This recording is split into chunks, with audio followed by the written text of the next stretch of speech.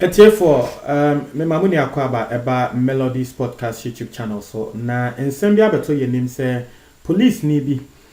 abo ababa wa bi tuo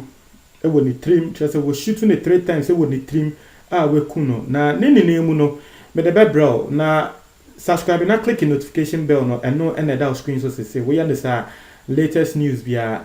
ebeba bia no onsa ebeka asem we are making. If you are worried, say this issue, another story is coming from Ghana there, then you don't even need to be worried because as same way I'm making if you Tanzania.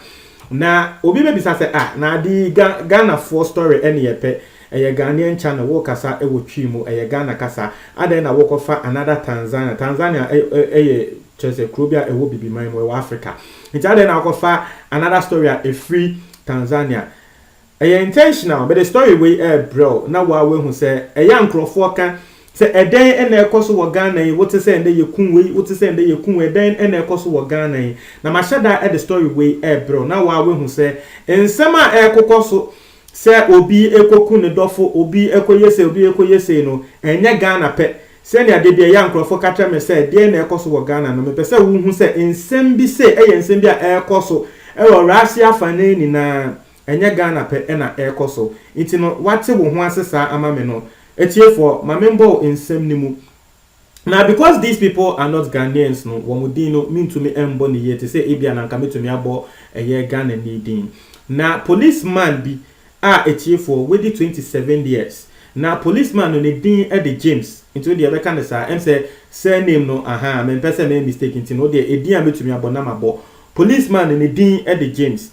Na woye policeman bia wo hwe ye ka Tanzania owo part of once Ghana wo ba your police a lot of branches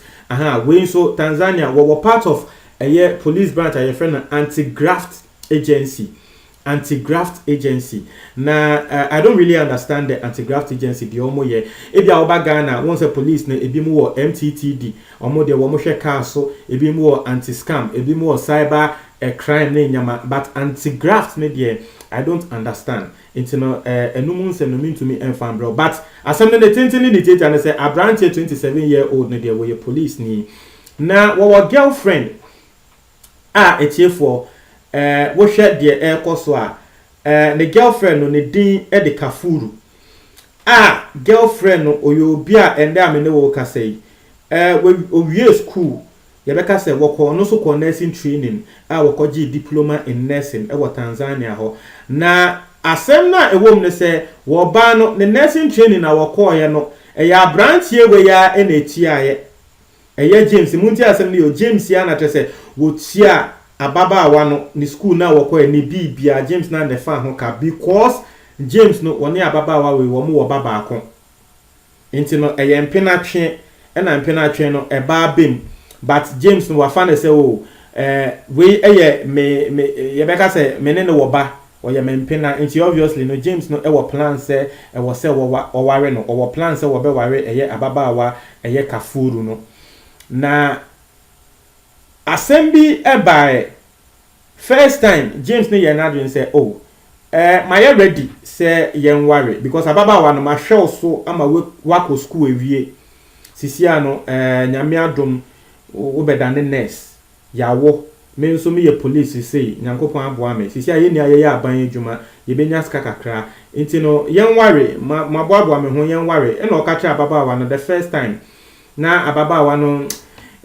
asheda wo de atwen ase wa we hu ababaawa no pese wo de atwen e na James say okay wo de ebia na bibinti na afei we bisa the second time na still ababaawa na ye kokwasa bi na James say ababaawa we den na pese wo kire mi nti James wo hwa na tese wo di ebufuo ebisa na the third time na etiefo wo bisa ababaawa na the third time no na ababaawa no sanso ye kokwasa na James ntran say me so first time we reject my marriage proposal, second time we reject marriage proposal, third time ya we rejected the me so aden wo bia me ne wo abobra ya wo ma show so ama wako school ewie na afei ware mi a say aden den na ekoso ababaawa we Kafuru enko bie na no a wo ka kire James ne say asem ne say wono ababaawa no want to me enware James no because oni obi ahyehya aware ho deda James say hene ha uni obi ahihia aware ho sesen wo say woni obi ahihia aware ho no say uni obi say me ne wo na wo ho yawo ma hwe so ma wako school nipa ko na aka ne kra wo ko hia ne da ben na me nim no menti ho asem krada nti nipa no da ben na wo ko hia no ababa wa we kafuru nko bie na no ache say school na wo call ye no James na etia school fees no wono ababa wa no wo ko school no say ono nso ko hia wo bi wo ho ye beka se nipa ko no ebedane ne chocho muncho na James say itu bebu mi kwadon to sa me tia wo school fees ma wa ko school ende ubenya ban adwuma ye no say me tia wo school fees ni ana na ebra wo boni embra wo nim say wo ko school ni ano na oba eba me ne wo no esanse wo school ni ntime na me hwe akola ne so na asembe na wo ka tremi kafuru asembe na wo ka tremi na trese James edi ebufuo because no oba ne de wakana adwun akere no say me de me nware me ne abrante ntino kafuru no ede enyama babonten trese indeed wono kafuru no woni onipa na wo ko hia na e woni school no wo koye no woni nipa no apedate kra to ho wo mo ebe ware ena James you say hey intimate ho ni asem we asem kesie bi say ena na e famase embra mi hu say yes wo mo apedate wo mo ahihye bibia wo mo eba be ware na tre say nipa kono kra ne ye nka so ne boyfriend no or ne fiancé because date ni bibia ba wo mo be ware ena James say share Brama bro ho me hwe pan so be kwa ware obi foforo dia ende chale me boatio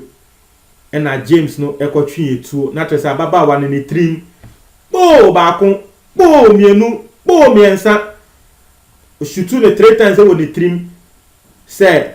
me my marriage proposal 3 times ni ni anwa accept it is 3 times ya be shutu wo trim no ni na for marriage proposal na reject ye no nti wa man 3 shots e wo ni trim etie for enye easy o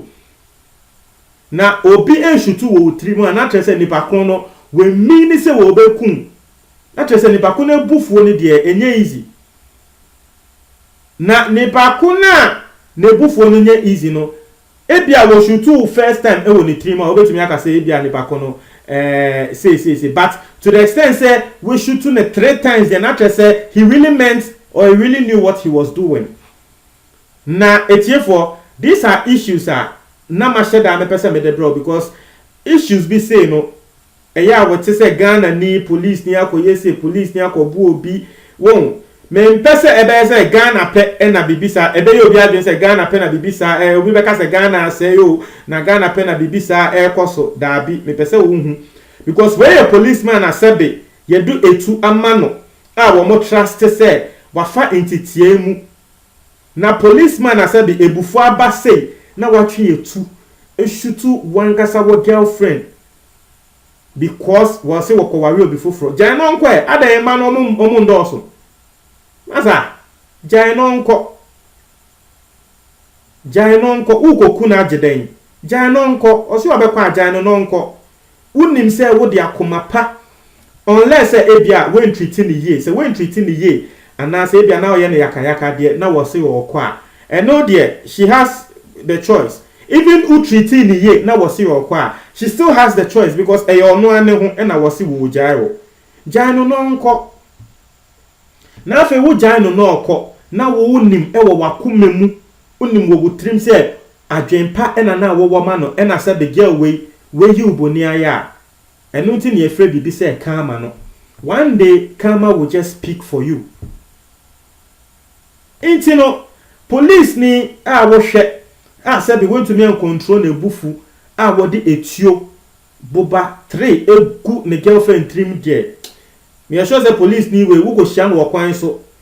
na okoye bibi na trese civilian koye bibi na nebufu okun ache because the girlfriend yebeka say girlfriend one ne kra o dey at least na nka ma wadwen bra so say oh we put there at least ye meba maame me ne wo ba na me kun na meba no one day obeba baby sam say hey da me maame wo he at least you had love for the lady who need do sabi nanka who need do yesi will be entiska enware ne tamfo nti nanka who need do emana nanka wo nya wadwen se wo be ware no who need do emana nanka menya sure se wo be se wo ne no ebewo na wo do emane mpo wo bia sabi wo ne na ye bibi pen a wo do emane mpo no hwe de ode aye no nti imagine just a normal civilian. So these are issues not happening only in Ghana. Where your issues be a air course or Africa and yet in China mashada edit story we bro.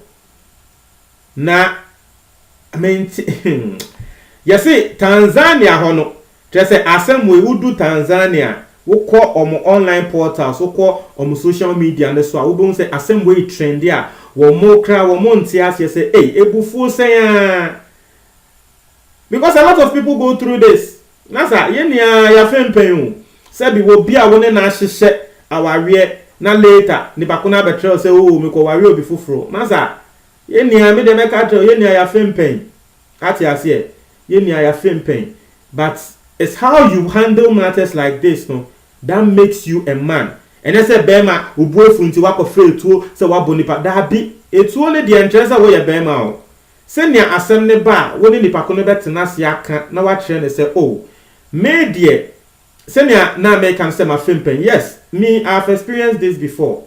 obi ana me hu ne se me chocho muncho a sebe ye plan se ebia aware beba no e ba na kire se woni obi fufura akohyehe ho a woni obi fufuro ekoye de ekoware ye yes eye me ya but never did I even think say me nkoye ne yakayaka there because me de madwen eto so a I had love for the person. Na me dono. Ati asiye. Iti no the best thing I me hear ne say me ni nipa ko no etena ase because nipa ko no so bedu baby no na wono so ase wa be confused. What you say? Iti no the me hear ne say me ni tena ase e na me try ne say unim wo de go to that person. Nipa ko na wo person ko ware no. Wo de ko ware no because say uni obi wo ho na wo ne na ahyehyɛ ware na wo bi fufura ba na wo ko ana wa mani pakuna be confuse wa then that means ni pakuna na one no ewo ho no unhye da end on papa. So I had to understand and I mejitu mu say this is what is going on. Intimacy lady ne say wono de anya hwe say eya me ya say den kra na wono de wonko na wonko ye de opeso ye na media metrimu no minim say adwempa and atrese me ena me hyehye ema no ebia wono de wo hu ne se wenye obi fofra wo betumi aye ade be asen no saying me plan for her now no problem ati ase it you know I think certain things like this we actually need to talk about it. Issues like this are issues I think just 2 or 3 days me the reports are a lot of reports are brewa obi hu ne se nkrofokra ekokun omo ho inti sisi akoye se nipa ko na nkun ne ho a wo be kum se be nipa kro no earlier today and they beka say Endra me the story be brewa nkrofo 2 ene de e wo Ghana ha say Volta region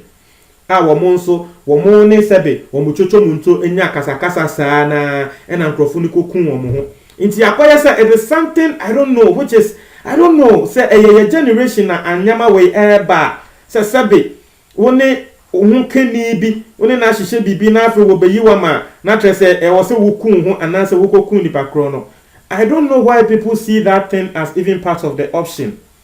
It is not. Death is never an option.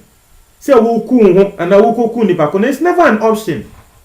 Internet here for me sremo wo tie mi a me de mo amunim say me the stories ne bremo a eto de bia na me pese musua sebe adesua bi efrim na we de e adesua.